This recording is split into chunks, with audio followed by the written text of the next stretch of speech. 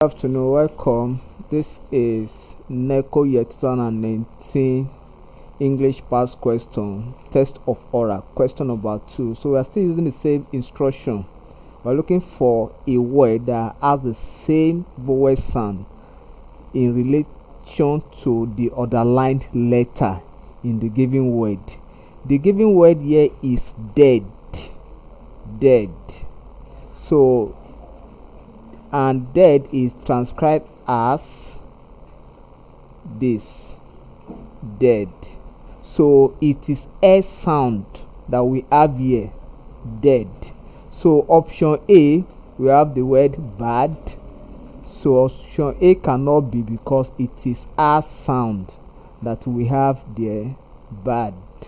Then option B, we have the word beat. So in this we have long E sound, so it cannot be beat. The option C, it is called lesion. It is called lesion, long E lesion. The option D, it is called said.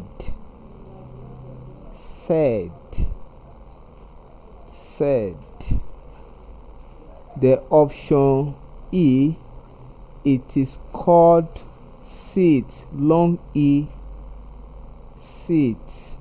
Then so if you look at option D and the word given, we have the same sound, which is a sound,